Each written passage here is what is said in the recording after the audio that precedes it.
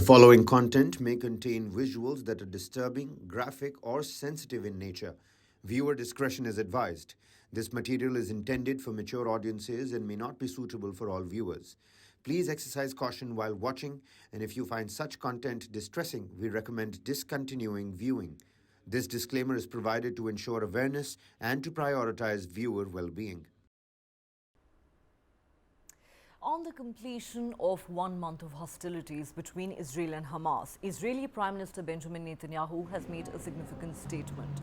In an interview to ABC News in the United States, Netanyahu said, Israel will have the overall security responsibility in Gaza for an indefinite period after the war ends. He also said that while Israel was open to some tactical pauses in fighting here and there to facilitate the entry of aid, there was simply no question of a general ceasefire till the safe return of all the hostages.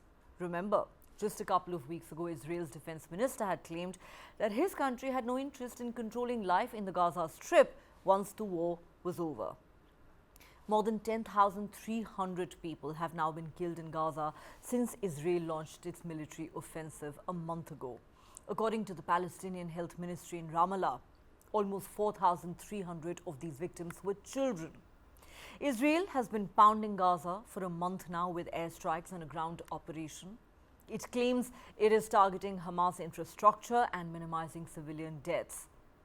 As the global chorus for an immediate ceasefire grows louder every day, UN Secretary General Antonio Guterres has warned that Gaza is becoming a graveyard for children. This as the UN Security Council, during a private session, failed yet again to reach a consensus on a draft resolution aimed at halting the conflict. On Monday, US President Joe Biden and Israel's Prime Minister Benjamin Netanyahu discussed the potential for pauses in the Israeli military's operations in Gaza, according to the White House. Meanwhile, President Biden's administration has informed the US Congress that it is planning a $320 million transfer of precision bombs for Israel. The French ambassador to the United Nations reiterated his country's demand for an immediate ceasefire in Gaza. Paris will host an international humanitarian conference for the civilians of Gaza on Thursday. Significantly, Iranian President Ibrahim Raisi spoke to Indian Prime Minister Narendra Modi on Monday and urged India to use all its capabilities to end the Israeli action in Gaza. The United States has condemned as wholly unacceptable comments by junior Israeli Minister Eliyahu, who appeared to suggest an openness to the idea of Israel carrying out a nuclear strike on Gaza. Prime Minister Netanyahu has suspended the minister over these remarks. Meanwhile, on the ground in Gaza, Israel says the Israeli Defense Forces have completely encircled Gaza city. It also says it has exposed a network of Hamas tunnels, command centers and rocket launchers beneath the hospitals in northern Gaza. IDF says Hamas systematically exploits hospitals as part of its war machine. In fact, Israel has released videos of Al-Shifa and 2 other hospitals showing openings within these hospitals to Hamas tunnels. Tel Aviv has also stated that at least 800 rockets fired by Hamas at Israel fell short and landed inside the Gaza Strip, killing many Palestinians in the course of this war. And even as global outrage over the killings of thousands of Palestinians in Gaza grows, there's also anger in Israel. Families of those Israelis who were either killed or kidnapped by Hamas are planning to protest outside the Knesset in Jerusalem to express anger at Prime Minister Benjamin Netanyahu and his government. A WhatsApp group for the families posted, and I quote, Netanyahu did not attend any funerals or shiva, that's wake held for the dead, nor did he call any of the bereaved families. Tomorrow we are coming to him. That's what the message on the group said. There will be no ceasefire, general ceasefire in Gaza without the release of our hostages. As far as tactical little pauses, an hour here, an hour there, we've had them before. I suppose we'll check the circumstances in order to enable goods, humanitarian goods to come in, or our hostages, individual hostages to leave. But I don't think there's going to be a general ceasefire. It's not that I don't think. I think it will hamper the war effort. It'll hamper our effort to get our hostages out, because the only thing that works on these criminals in Hamas is the military pressure that we're exerting. Those who don't want to continue the way of Hamas, it certainly is not I think Israel will, for an indefinite period, will have the overall security responsibility, because we've seen what happens when we don't have it. When we don't have that security responsibility, what we have is the eruption of Hamas terror on a scale that we couldn't imagine. I have just completed a briefing during which I approved IDF plans for operational activities in the Gaza Strip. IDF activities over the past day have been extremely impressive. Coordination between air and ground forces is shaking the Gaza Strip. These efforts result in extraordinary achievements, including strikes on terrorists and their commanders in the field. Just over the past day, we have eliminated both company commanders and battalion commanders, some of whom were expected to fill in for commanders we had eliminated 1 or 2 days prior. The IDF machine is working at full capacity. Hamas leader Sinwar is hiding in his bunker and lets his terrorist commanders die in the field. On our side, the commanders stand at the head of the force, pressing forward, achieving objectives and leading the forces. We are proud of our commanders. We are proud of the IDF soldiers. And we are sending them blessings for luck and congratulations. Regarding the urgent situation in Israel and Palestine, we agreed to cooperate to work towards a humanitarian pause that will ensure the immediate release of hostages, the safety of civilians, a commitment from all sides to act in accordance with international law, a calming of the current situation, and the improvement of humanitarian conditions. These 8 flights are the first batch. There will be further flights in the coming weeks.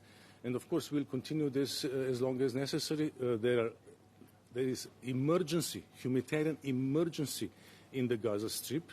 There is shortage of everything, of water, of food, of medicines, medical equipment, of fuel. And we need to use every tool available that we have in order to provide this necessary assistance. All right. Joining me on Global Lens tonight to dissect how this war is progressing is Major Dan Pfefferman. He is Israel Defense Forces Executive Director at Sharaka. He joins us live from Israel. And from here in India, we're joined by former Indian diplomat, Ambassador Suresh K. Goel. Gentlemen, welcome to Global Lens. Major Dan Pfefferman, let me begin with you. Today is exactly 1 month of the horrific terror attacks on Israel. And it's also 1 month of the Israel-Hamas war and the pounding of Gaza. 1 month on, where do you think this war is headed? How is it currently poised? And how many of its stated objectives has Israel managed to achieve? Thank you for having me on the show. And to be clear, I'm Major in the reserves. I'm not speaking on behalf of the Israeli government or the military in any way.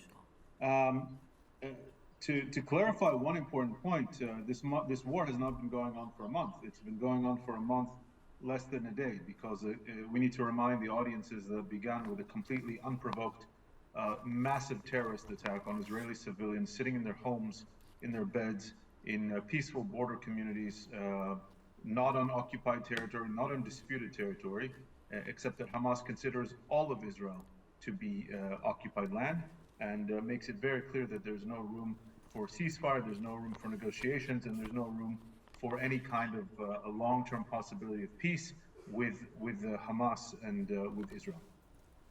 Israel's goals then became, due to the severity and the brutality of this attack, and that Hamas, in their own words, by their own spokespeople, are saying they will commit these similar attacks time and time and time again until they can either kill every last one of us or kick us out of our country, which they believe is theirs. So a ceasefire is not something that's possible. A ceasefire was in place until through October 6th. A ceasefire has been in place with every round of fighting.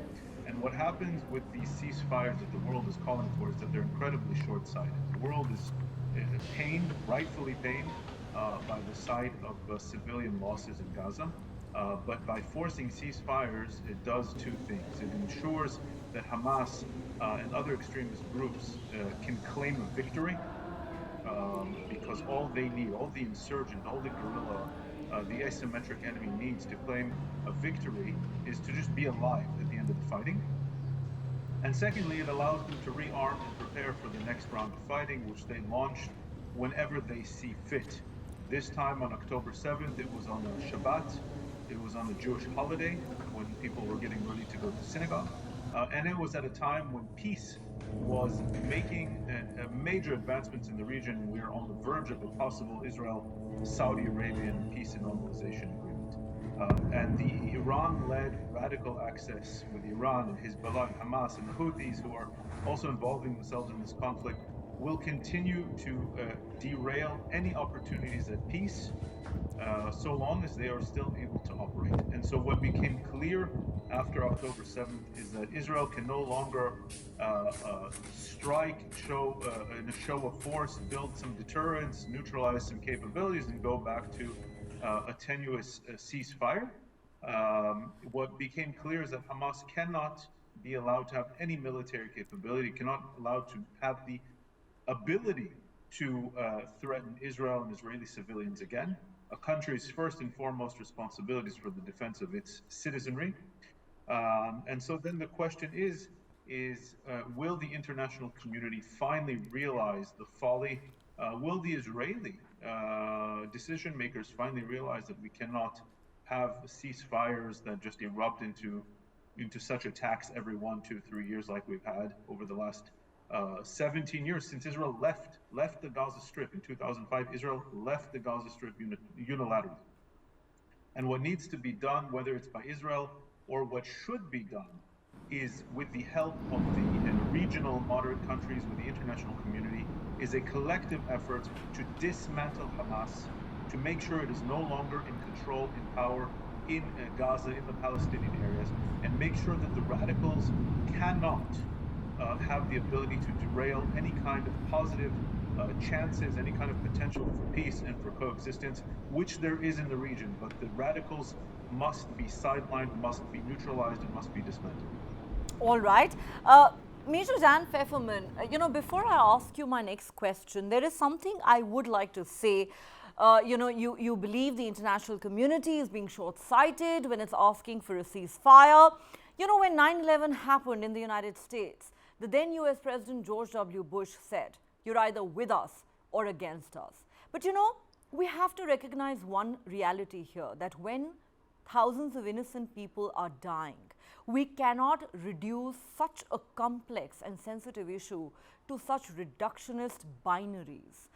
It is perfectly possible and legitimate for people around the world, including myself, to be horribly pained by the butchering of the Israelis that happened on the 7th of October, to strongly condemn the Hamas terrorists for their barbarism, and also to be equally pained by the thousands of innocent Palestinians who have been killed in this war thus far. Going by the figures that we have, over 10,000 and counting, more than 4,000 of them were children. And I'll come to you in a moment to talk about the growing pressure on Israel to call a ceasefire, though I know that it's been ruled out by Prime Minister Netanyahu. But I have a different question for you before I go to our Indian guest. Your Prime Minister has said something interesting in his interview to ABC News. He says Israel will have the overall security responsibility in Gaza for an indefinite period after the war ends. Just 2 weeks ago, correct me if I'm wrong, your defense minister had said, we have no interest in controlling life in the Gaza Strip once this war is over. Is there a contradiction here between the statements of the defense minister and the prime minister? And what do you think the prime minister really means by this statement? Because questions are already being asked about who you're going to hand over Gaza to. Let's say, theoretically speaking, you do manage to finish off Hamas. And what would a quote-unquote complete victory for Israel really look like in this war? Yeah, those are fantastic questions. First, there is pain and there is suffering on the Gazan side, and we recognize it. I would be very careful quoting Hamas statistics, but it's clear that there are many civilians killed. From the beginning of this war that Israel didn't ask for, Israel has pleaded. It has sent 20,000 phone calls, thousands of messages, spoken on the airwaves in multiple languages, including Arabic, of course, telling Gazans to get out of the zone of fighting. And Israel took 3 weeks before it did that. It opened humanitarian corridors. And what we see is time and again, Hamas is forcing at gunpoint, including shooting Gazans who are trying to escape the fighting area. Today, there is clear footage of many thousands of Gazans who have yet to flee the northern Gaza Strip or are going in the IDF-protected humanitarian corridor into safe zones. Israel absolutely needs to do everything it can, and I believe it is, to ensure that civilians are not being harmed. But any civilians that are harmed, it's important to recognize this is the fault and responsibility of Hamas. Hamas cannot be the governor of Gaza, wantonly and unprovoked attack Israel, and then claim it has no responsibility for the safety and security of Gazans. We actually can have a ceasefire. I think we can have a ceasefire within a day if something changes here, and that is Hamas hands over all of the 240 hostages that it is currently holding, including babies, including elderly people. It immediately surrenders itself. It doesn't have to be to Israel, maybe to some kind of international force, and gets out of Gaza. The fighting will be over tomorrow. Israel has no qualms with the people of Gaza. Israel has no claims over the territory of Gaza. Israel left Gaza in 2005.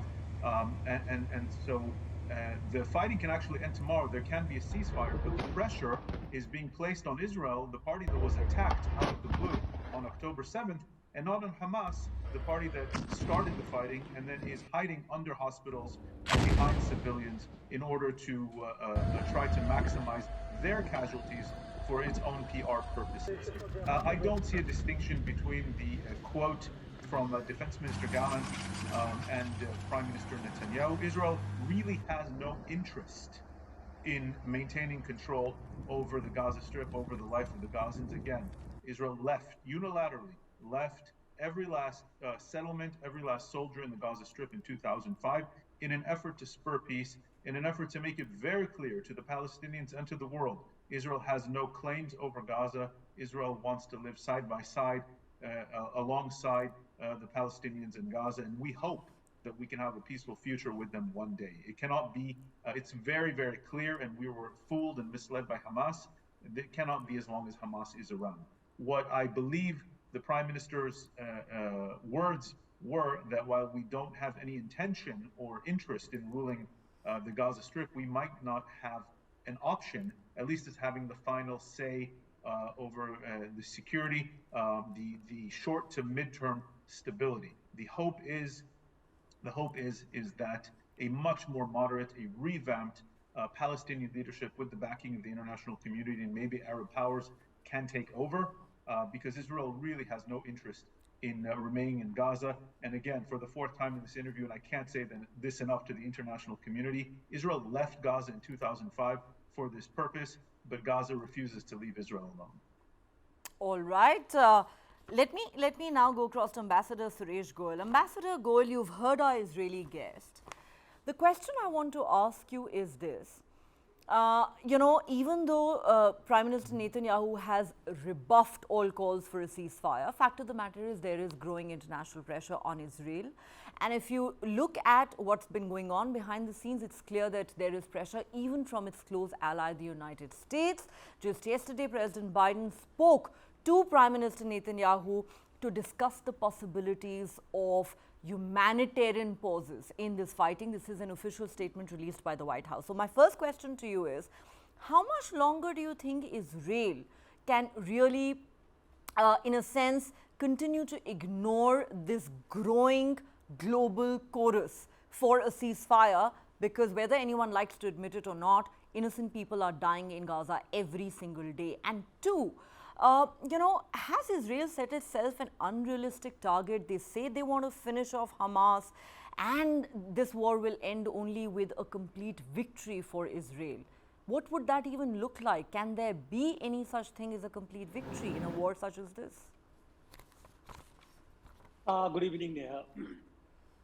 First of all, to begin with, like you, I begin with mourning for the children and the grown-up and the civilian population, Israelis, first of all, who died in the attack. Barbaric is the word you used, and I completely agree with it. Who died in the barbaric attack by Hamas on October 7. Israel has been, Israel and India have been good friends. We have been working together on many things. I have been to Gaza, I have been to Palestine several times. I have studied the situation both in terms of history and in terms of the UN resolutions. Therefore, I am particularly pained because the hopes, optimism generated by the Oslo Accords for peace in the region are now being totally belied. Okay, having said that, the question really now comes to whether it is possible and for a ceasefire at all. I doubt it very much because I do see practically on a daily basis calls, obviously very well-intended intentioned calls from countries all over the world, including the European Union, USA, and everyone to basically have a ceasefire or a pause in fighting to deliver the humanitarian assistance. The reason being given for ceasefire is to be able to deliver the humanitarian assistance. Yeah. UN keeps on trying for the humanitarian support and everything, but there are trucks going through the Rafah border, but whether it is being delivered, how it is being delivered, nobody knows yet. There, and second thing is, there are contradictions even in the call from the USA. On one day, they say that yes, there has to be a pause. On the other day, Anthony Blinken says, no, if Israel were to actually do the ceasefire, there is a danger of Hamas regrouping. I don't know about that part really. I'm not certain because they are under great deal of pressure, but maybe. Therefore, I do not see any intention either on the USA side to enforce ceasefire from Israel or to persuade Israel enough for a ceasefire or any intention from Israel to have a ceasefire. Therefore, I'm very skeptical about that, number one. Number two, by the way, on this side, I am of the view that if Israel wants to control activities of Hamas, they can do so. Was it yesterday or day before, when they actually sent the dog squad into the tunnels to get the Hamas out? I think that was very effective way of doing it, really. Number one. As far as, sorry, your second question was, Neha, please do remind me. Whether there can be any such thing as a complete victory Yes, for Israel, yes, because yes. by their own admission, they have been at the receiving Absolutely. end of this terrorism since the conception of the country. Are they going to be able to Yes, finish it over the absolutely. next few weeks or months? I doubt very much that if they were to go by the objectives they have announced to win the war, that is complete vanquishing of the Hamas, no, that is unlikely to happen. Uh, as I said earlier, again, Hamas is a kind of an organization which is going to be very, very difficult to completely eradicate. You kill one, there will be people who actually go to the other countries. They're all over in the different countries. And they will regroup and they will start again doing it. And why do we forget that Hamas was actually encouraged, if not created, by Israel to take on PLO and the PNA? Yes. Because That's an Hamas accusation became, that's leveled repeatedly yes, against Netanyahu, that he actually yes, covertly supported Hamas to create a divide uh, within the Palestinians. absolutely. Absolutely. Therefore, I don't think that in the long term, Israel may completely give up on Hamas. They may find it useful again to be able to keep a control over the Palestinian politics. But to be able to achieve even the war ends are very, very unlikely. But Yes. when Israel says that they will keep security of Gaza under control, then clearly Gaza will be more like an occupied territory. Well, if And you ask the therefore, I think, Palestinians, it's already been an occupied territory. It is described as the largest open air prison in the world. Absolutely. Absolutely. Therefore, I think once Israel has been able to create its own security umbrella over Gaza, and they can be reasonably sure that they are able to control the activities of Hamas, they may call an end to the war. But then it will be like a penal colony, or it will be like open air prison, or like a colony of the Israel, so to say. And that is at the heart That is, of this conflict that has been going on for years and years, because the yes, Palestinians look at it as occupation and colonialism. Okay, let me go back. absolutely. Let me go back to our Israeli guest at this moment. Major Dan Pfefferman, I have two questions for you. Number one, it is my job as a journalist to play the devil's advocate. Yes, what happened in Israel on the 7th of October was barbaric, to say the least. There can be no remote justification for it. However, the accusation that is now being increasingly leveled against Israel 1 month into this war is this: that you have chosen to respond to atrocities with atrocities. If you believe that the attack on the 7th of October was a genocidal one, well then today you stand accused of carrying out a genocide of Palestinians. If what happened on the 7th of October in Israel constituted war crimes, then so do Israeli actions in Gaza today. How would you respond to that? I'll come to my second question later. It constantly shocks me that people look at the result and not the cause of what happens in war. War is a cruel thing. War is a vicious thing in which people get hurt. But we must, as an international community, as people with a moral fiber and clarity, be able to differentiate between those who respond to the murder of civilians versus those who instigate it unprovoked. We also have to look at the word genocide. It's not just about if a lot of people are killed or not. It's about what is the intention. Hamas's intention, as said by their own spokespeople and by those terrorists who were captured alive and interrogated on camera and released for the world to see, their intention was to murder and brutalize civilians. And if Israeli elite forces and just some armed citizens and police officers wouldn't have done what they did in the most heroic way, they would have kept on murdering. They had enough arms and people and food and drugs, by the way, to keep them going for many, many more days. And the intention was to murder as many people as possible. Israel is responding. It is a democratic country. It respects human rights. It respects international law, unlike Hamas, and it is responding to this unwarranted and unprovoked attack on its citizens. It has pleaded, it has warned, it has given time for civilians to get out of the way. And Israel's faced with a tough choice. And for every person who accuses Israel of genocide, they're either being completely insincere, they're being completely misinformed, or they refuse to answer the very simple question: what would your country do? Hamas's strategy is incredibly simple. It provokes attacks on Israeli civilians and then hides behind its own civilians. Israel cannot just say, okay, because you're hiding behind civilians, we can't respond. It's trying its best again to use intelligence to target Hamas. It's called for, and most of the civilians have gotten out of the way. And Israel is the one opening up humanitarian corridors. Israel is the one that's allowing international aid to get in. Hamas is the one trying to steal international aid. There have been instances already where Hamas have broken into where the food and where the fuel is, and they've stolen this international aid for their own purposes. It clearly has enough fuel to continue firing rockets every day.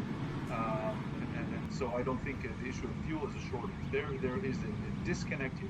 Hamas is a genocidal organization that calls for and acts towards the murder of Israel's civilians. This is not what Israel is doing.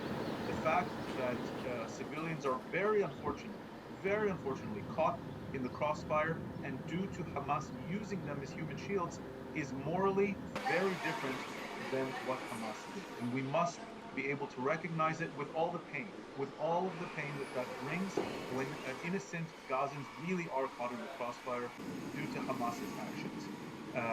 Hamas likes to, I'm hearing rockets now overhead in my city, and I'm 40, 50 kilometers north of the Gaza Strip. Hamas uses the media, uses international law very selectively and when it wants, while Israel, as a transparent democratic country, makes its best effort to try to respect it. It's such an incredibly difficult situation, but I ask you in return and the listener, what choice does Israel have? After the events of October 7th, Israel can no longer allow this threat to fester on its border. And it must be dealt with all the pain and cost. Yes, every effort should be taken to spare Gazan civilians. International pressure must be placed on Hamas to allow these civilians to get out of the way, which is what even today and throughout Israel has been allowing humanitarian corridors to allow aid to get through. But just the fact that intelligence has been released, again, for the world to see, that Hamas's main headquarters is under Gaza's hospital. And this was purposeful. This was purposeful. This is how Hamas operates. Given this a choice between very bad and even worse, I'm really not sure what is expected of Israel. And I would ask any country in the world, what would you do in such a scenario? Just let Hamas continue to exist? It's a rhetorical question because I think everybody would answer and act in the same way that Israel is doing, or much worse. Okay. Major Pfefferman, I hope you're safe where you are. You talked about rockets being fired. I know you have to leave, but can I get one more question in before we let you go? Would that be okay? Sure. One last question, and I have to get on another interview. Absolutely. I understand that. My question to you is this, that, it looks like it could be a long drawn out war. What do you think a winter war is likely to be like for Israel? Because historically, winter wars have proven to be extremely challenging, if not disastrous, for invading armies. And also, what do you make of the growing anger against Netanyahu and his government at home? Because apparently protests are being planned by the families of the bereaved outside the Knesset, many of whom have accused the Prime Minister of not attending any of the funerals, not speaking to any of the bereaved families, not to mention the huge failure that he's accused of, which led to these attacks in the first place. As to your first question, fortunately, and unrelated to this war, winters are not very severe here in Israel. They're quite mild. They're usually bits of rain here and there. I don't see that being an issue. Israel is very painfully, both at the risk to its own soldiers, who are our friends, our neighbors, our brothers, our sons, and to the risk to Gazan civilians, is going to do everything it can in as safe a manner as it can to neutralize this threat of Hamas. And whether that's in bad weather or good weather, they will do what they can. This isn't Northern Europe. This isn't Napoleon going into Russian winters, or Hitler going into Russian winters.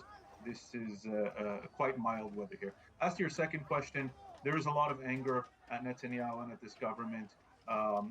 People will have to take responsibility, but that'll have to happen the day after the war. And the Israeli society cannot deal or be distracted by this now. So long as this war is going on, we must stay unified as a country. We are currently unified as a country. And afterwards, we have a democracy, we have elections, we have transparency and oversight. And those appointed and elected officials who had anything to do with this really intelligence failure that we paid for very dearly on October 7th will have to answer to the public the day after this is over. All right. On that note, Major Dan Pfefferman, thank you so much for joining us tonight on Global Lens and sharing your perspective with us on this ongoing conflict. We appreciate your time. Thank you for having me. All right. Let me now go back to Ambassador Goel. Ambassador Goel, since we had to let our Israeli guest go, I needed to give him a little more time earlier on the show. But coming back to, the changing narrative, there is no doubt that in the first few days of the October 7 massacre that happened in Israel, I think it would be safe to say that the larger sympathy and support of the world lay with Israel. But once the bombings began, many wondered how long it would really take for the narrative to shift, for the sympathies to shift, and for the victim to be perceived as the aggressor or oppressor. I think it would be safe to say that 1 month into the war, that has happened. That is a perception that has got built.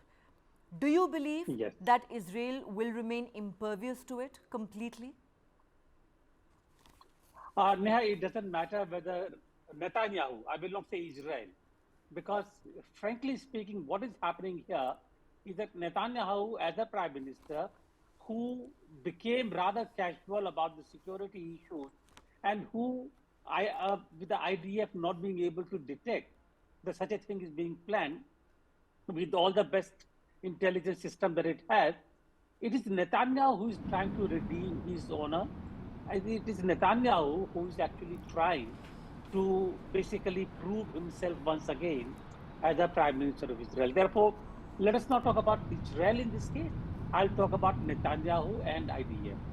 Now, the point here really is that yes, over a month, the sympathy of the world, including the Europeans, as attested by the demonstrations in those countries, has begun to shift over to the Palestinians. But whether this sympathy of the larger possible majority with the Palestinians, whether this would be enough to really resolve the issue, doubtful. Eventually, Israel is determined to have its way in Gaza, and with the support of the countries in the West, who will actually look the other way, despite their own civilian populations looking askance at this, Israel will basically go ahead. And eventually, I do think, painfully so, that existence of Gaza as we have known so far, even as a colony of Israel, with all kinds of restrictions and everything, is in doubt now. I know that Hamas is there, but Hamas will regroup. Hamas will be anywhere at all. In any case, I have no sympathies for Hamas. It's a creation of Israel. But Palestinians, they are going to be the end losers. They will suffer. It will be actually a culmination of the projects we started in 1947 of the landization of the Palestinians. And I think pretty soon we'll come to a stage when there'll be no Palestine. Painful, very, very painful. Well, you are saying that we are very much looking at a situation that can be described as a genocide and ethnic cleansing of an entire people. And that is exactly what the Palestinians and their supporters have been talking about. Absolutely. Except that the world still hesitates in using those terms as far as the Palestinians are concerned.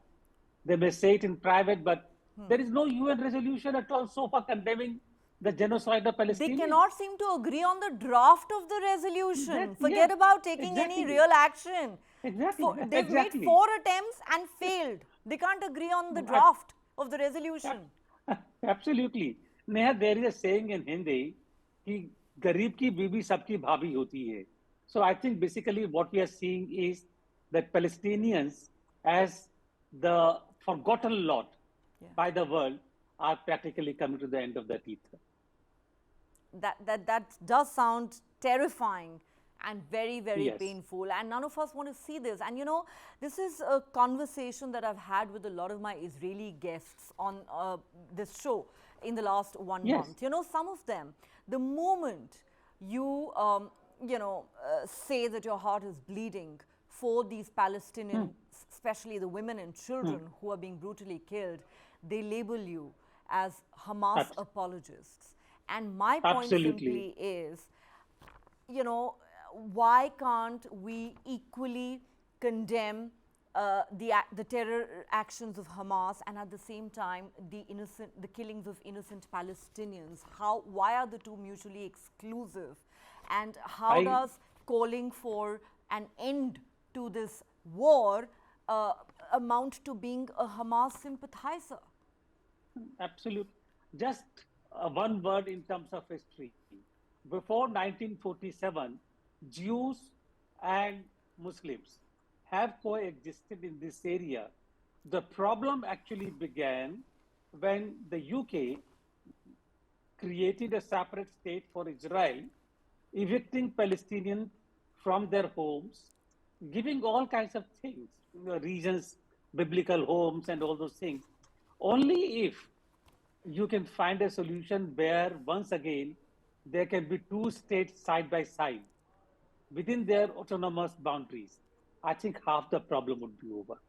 On that note, can I tell you something interesting? I have recently interviewed two former prime ministers of Israel, Ehud Olmert and Ehud Barak. And both of them conceded that Netanyahu is a very unpopular man in Israel today. Yes. That if an election were to be held today, he would lose fair and square. Ehud Olmert went to the extent of saying, I do not like this man, I do not trust this man, he has failed miserably as the Prime Minister. And both Ehud Olmert and Ehud Barak seem to think that this far-right government led by Netanyahu is going to collapse under the weight of its contradictions. Soon there will be a more moderate government in place, and then you can actually have hope of establishing some sort of peace with Palestinians, because they keep hoping that Hamas will be out of the picture and maybe the Palestinian Authority will sort of take charge. Now, is that a real possibility, or is that, you know, utopia that they're talking about? Neha, the problem that Hamas, and again, I'm saying it out of my own experience in the area, Hamas got established, or Hamas came into existence for two reasons. First of all, most of the Palestinians were unhappy with the way PNA, led by Mahmoud Abbas, was operating. And I know that there was a lot of corruption. I do not know if that corruption exists even till now or not. But there was a lot of corruption in that area, and they were very unhappy with the way PNA was actually handling the situation there.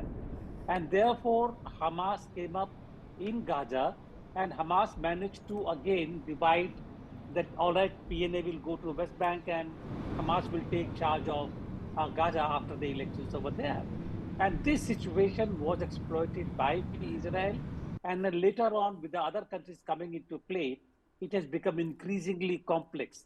And therefore, I don't think it will be as simple as what we can say that if Hamas can be controlled, PNA, etc. It's a mess at the moment, really. And the only way it can, I think, can be handled is that if there is an assurance that there can be a secure Palestinian state boundaries, and there can be an election for a fresh election in that area under international supervision for a Palestinian government. I think that's the only way that we can think of a good government in Palestine. Yes. So let me ask you another hypothetical question as we wrap up this discussion. I think we can both agree that, you know, we need more moderate elements in power on both sides, which unfortunately has not been the case leading up to this war. Ehud Barak also told me, and he's a former prime minister, he says, I have always believed in the two-state solution. We must never lose sight of it. I know that Netanyahu and his far-right government do not believe in it, but that is the only way forward. These guys are not going to last for very long. So let me ask you this question. Is there a real possibility that you do have, you know, Hamas, if not being finished, at least being severely debilitated in this war by the Israeli forces, Netanyahu, you know, going out of office, a more moderate prime minister coming in Israel, and perhaps being open to the idea of a two-state solution going forward? Or again, am I just being too romantic and too optimistic here? There are two, and Neha, I wish you were too romantic and but the problem is there are too many ifs and there are too many perhapses here. It's very, very difficult to predict in the way, forecast in the way, whether if Hamas is debilitated, there is a moderate government in Israel. We don't know. We really don't know if they will happen at the same time or not. We can be optimistic.